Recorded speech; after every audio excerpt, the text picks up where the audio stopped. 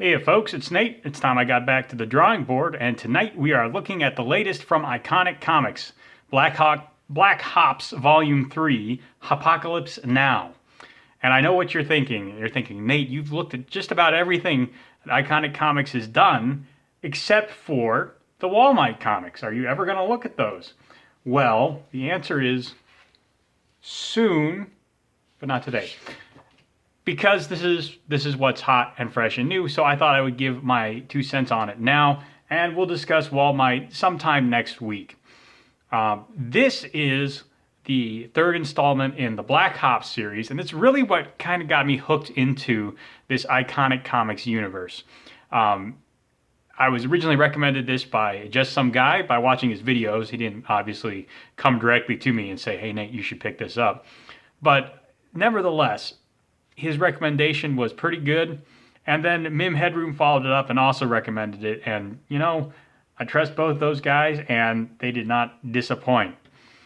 This book is kind of a turning point for this series, and what I mean by that is that the first volume was very focused on the animals in the stories, specifically on Usagi, and then the second volume introduced Patriot R, who is this otter fellow up here, and Rigger Tortoise, who is the hero we need but do not deserve. But they were mostly the focus of the second book. But Penny was introduced as kind of a human character to give the story a little more breadth. I kind of suspect that Pellegrini, when he first started writing this and working together with Lim, kind of thought of Black Hops as a one-off gag, and they've just gone all in on it since then, and I can really appreciate that. I am actually a fan of going all in on some of your sillier ideas. And what they've done in this volume is they have kind of pivoted from the animals. The animals are still the main characters in the story, but much of the plot is now driven by human characters. Penny and our newly introduced human character, and I'm going to have to double check on his name. Yes. Where is it? Okay. Sergeant First Class Sawyer Milius. Okay, there we go. So Sawyer is a new human touchpoint character who is introduced in this volume. But I guess before we get too deep into that, let's talk about the form factor and the art for just a minute. Now, form factor is pretty standard Iconic Comic stuff. It's a good quality square brown comic. It also has a foil finish, and I have said before that I'm not a real fan of this, chromium holographic foil kind of a cover. When you're not looking at it in just the right light, it kind of makes the colors on the cover dull, and it doesn't pop like a normal color page would. I'm not a huge fan of that. Now, I know that there's a lot of value in having something like this, and it does catch the eye just because it's so reflective. So if this was on a shelf, it would definitely attract a lot more attention. But it's still not my personal cup of tea. I know there are a lot of people who go bonkers for this. So if this is something you appreciate, by all means, go for it. I just feel like I should point it out.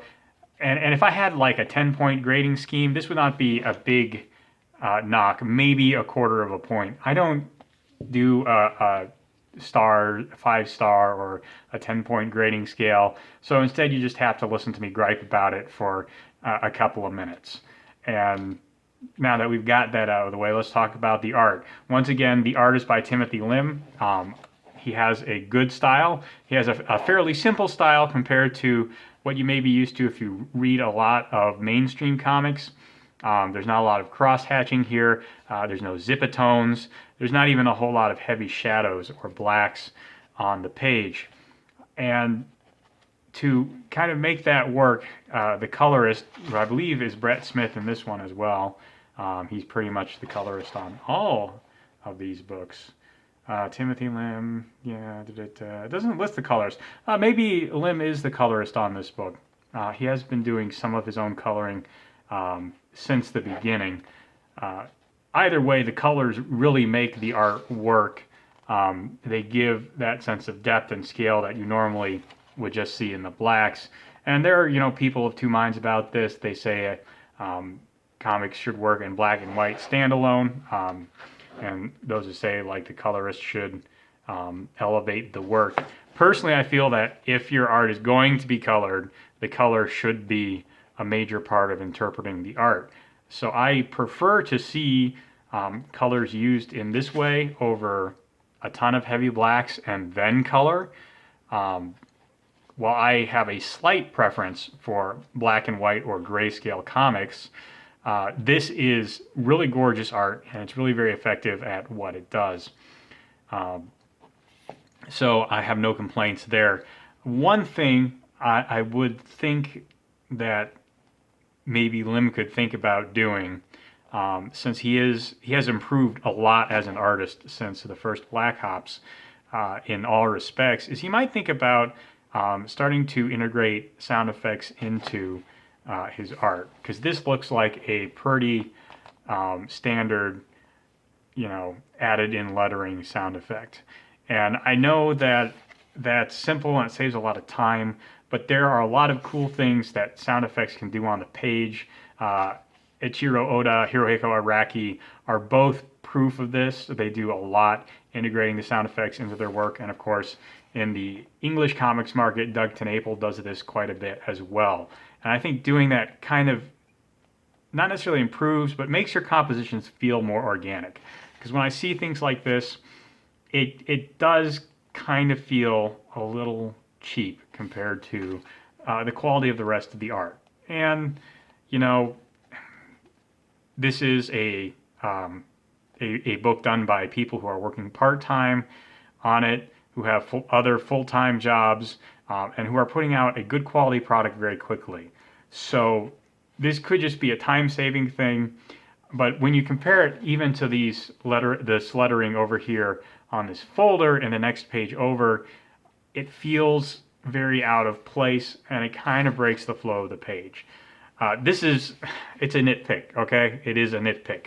But the art in here, I think, has already reached the peak of what it can be in a lot of ways for this kind of a story. And, I struggle to find things to talk about. And this is one thing that I feel could be improved. Doesn't have to be, but could be improved. And again, I recognize that there are aspects of how this book is produced that may make that impractical.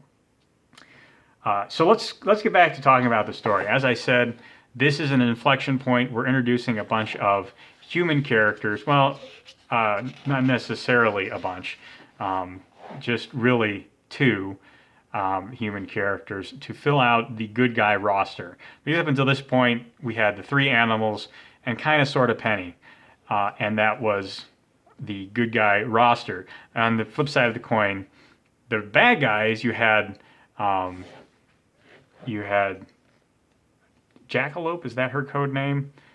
You had the Elder Lovasova sister, and you had Apex Moth. And so it felt kind of weird that the bad guys were more humanized than the good guys. So here we get Sawyer. He's a handler for a new member of the team, Commando G, a dog who's being added to the Black Hop squad. And we also have this handler guy whose name has escaped me. Let me double check on that real quick.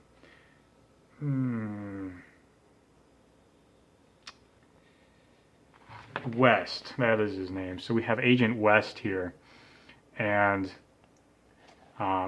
he is added to the good guy roster as well as a new human point of view character to give us a little more context to what is going on. Because again, we had context in the form of a sort of voiceover mission briefing in the first one, and then in the second one, we actually got most of the context from Apex Moth and Jackalope. But in this one, we are starting to get actual good guy human characters like Penny, who are going along on the mission and providing us with some chatter and some, talking with people at base.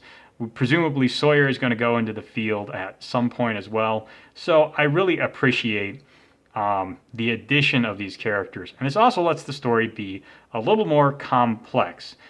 There's something that happens here that is a um, pretty significant increase in the complexity of the plot. So let's put it that way. Because up until this point, they've all been pretty straightforward commando missions. The animals go in, they overcome some booby traps and some soldiers, and they get back out. And that's basically what happens. In this one, there is an actual gambit by the bad guys that makes the story more entertaining. And I'm not going to spoil what that gambit is, other than to say it has something to do with a new villain who is introduced at the beginning, right here. You can kind of see him as this menacing-looking fellow in shadows. He's part of an important gambit that Apex Moth is playing, and it's pretty cool. We'll just say that. We get to see some of the special abilities, a lot of special abilities that the animals bring to this team that don't come from anywhere else, and it's more than Hair Trigger, not Jackalope. Hair Trigger is her code name, the other villain's code name.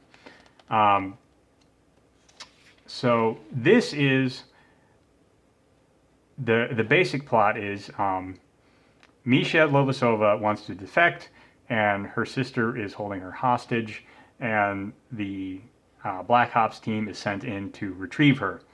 And from there, things go down. Apex Moth plays a impressive gambit, all without actually putting himself in any danger whatsoever, and manages to give Black Ops a pretty bad hit. Let's say that. He pulls a pretty nasty switcheroo on them, tears up one of their hidey hole bases, and in general, while Black Ops survives and does get away with Misha, they are hurt by it. Now, the addition of Sawyer and Agent Commando G is a major part of foiling Apex Moth's plan, along with the addition of his new villain. But this is a sign that Black Ops is not invincible. They are going to have even bigger hurdles to overcome in the future. And it ultimately sets up, since Misha was introduced to us in Common America, it sets up the crossover that we are expecting after Common America Part 2. All in all, a pretty good story, pretty good action-adventure storytelling, and with the addition of a gambit that makes the story a lot more entertaining. And I have to admit, I have felt in a lot of action-adventure movies and thrillers that I've watched or read in the last 5 to 10 years, I felt like I was usually pretty good at anticipating the plot twists and the complications that were going to come. And reading Hopocalypse now, I have to admit, I didn't see it coming. That's one of the reasons why I have opted not to spoil the twist, because hopefully you will enjoy it as much as I did. I knew something was off very early, but I did not guess exactly what had gone wrong until it was revealed. And I appreciate that. The writing here is strong enough. It gives you enough to recognize that things are going south, but still manages not to let you guess exactly how things are going south. And once you're genre savvy enough about any genre of writing, really, that is the sweet spot.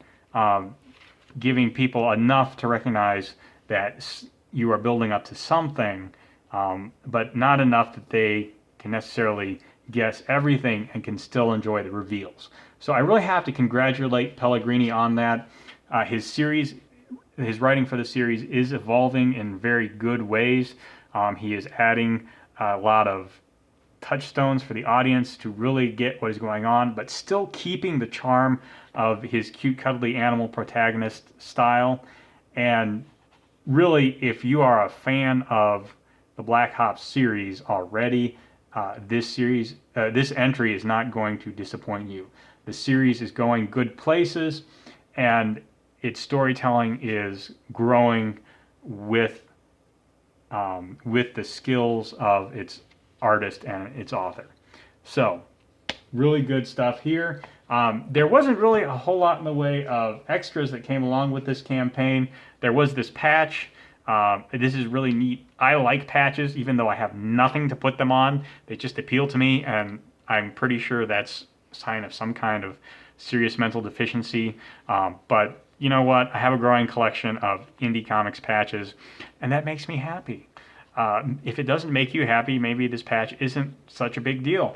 But to be perfectly honest, this book was $10 and it was worth every dollar. I believe that's correct, $10. I know Common America too was $10, and it, you know, I cannot complain about this in any way, shape, or form. It's a good quality product. Well, I can't. I don't like the cover. Stop making hollow covers. Okay, complaining done. Everything else about this project is good. And if you like all ages adventure stories, if you like cute cuddly animals, if you like attractive men and women doing cool things with guns, this is a series that will appeal to you. I highly recommend checking it out. I hope you enjoyed that. If you did, there's a like button and subscribe button down below. You can use them as you see fit, and I'll talk to you later.